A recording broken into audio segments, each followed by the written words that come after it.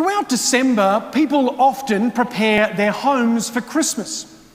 We often prepare them with all sorts of different ways. Some people put up lights outside and other things outside their house.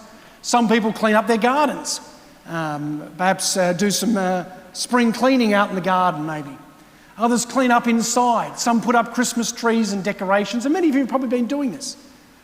We've been preparing our houses for Christmas. In the first reading, we have this tension between the house of David and what's meant to be the house of God. And David recognises the fact that he'd built this house for himself, as we're told, out of cedar. I think we're sort of downplaying it when we think it's just a house of cedar, made out of cedar wood. It was a palace, let's be honest. He made himself this magnificent place for himself, and for God, he built a little tent. And it wasn't quite right. David realised this. Samuel comes and talks to Nathan, who's talking to David, saying, this isn't quite right. But then they sort of grapple with, what is the house of God meant to look like? What are our houses meant to look like if they are a house of God? And then we're told throughout the rest of this first reading we have today that David and with the prophet Samuel, they realise that the house of God is not primarily a place that we build with bricks and mortar. It's not a building. It's a family. And when we prepare for Christmas, we shouldn't just be preparing all the externals, preparing the building, preparing the food that goes in that building. We're called to prepare the family for Christmas. And in these final days, I think very especially as some restrictions are now being entered into our society again, we need to realise that Christmas this year will be different. Just a week ago, I thought Christmas was going to be pretty similar to what we've had in the last few years. Things were sort of getting back to what they were normally.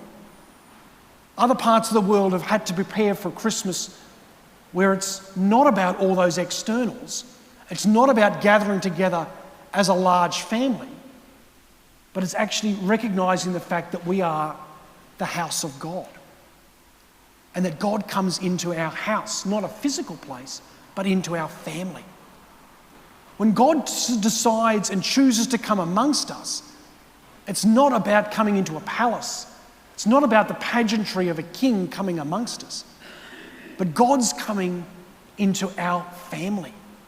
God's coming into humanity. And that changes the experience of our family, of our house. The first reading and the gospel talked about the house of David, talked about the house of Jacob, the house of God. Sometimes in Australia, we think about our Queen, Queen Elizabeth, and she's actually of the House of Windsor. But all of us, we belong to the house of God. By being baptised, by becoming Christians, we belong to a special family, God's family. So how do we prepare our family to celebrate Christmas in the next few days? I know from my experience as a child, sometimes in the preparation for Christmas, it was about those external things. But I also remember as a family that in the few days and the few weeks leading up to Christmas, we would pray together in a bit more an intense way. We'd sometimes pray the rosary or a decade of the rosary on all the nights leading up to Christmas. Sort of like it was a little thing that our family did. To sort of say, we need to prepare externally, but we also need to prepare our hearts.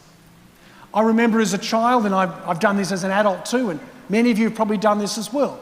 As part of the preparation for Christmas, people often go to confession. Because it's a way of sort of saying, okay, we want our house in order. We want our house, our family, to be reconciled. I know in some families, people reach out to members of the family who have been forgotten, or people there might have been some sort of breakdown in relationships. I know that's happened in my life, and it's probably happened in many of our lives as well. In the final days leading up to Christmas, we need to get our house in order.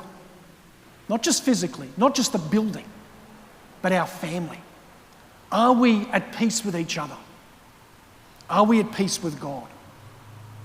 And I think that's one of the hearts of what our first reading today has been talking about. The angel comes to Mary in the gospel and brings Mary some incredible news, and Mary's sort of confused. And then the angel says, "Do not be afraid. God has great plans." At the moment, we should be like Mary. Let's be open to God's plans and let's not be afraid. Let's put our house in order and let's be our response. Let's our response be the response of Mary. Mary at the end of our gospel today said, "Let it be done to me." And then she says, "I am the handmaid of the Lord." Mary is the servant. She says, "I'm the handmaid. I'm the servant of the Lord." That's what we should be wanting to do in the next few days. So let's, in the next few days, not just think about those external things in the house, but let's get our family in order. Our family focused on peace. Our family focused on reconciliation as we head in these final days.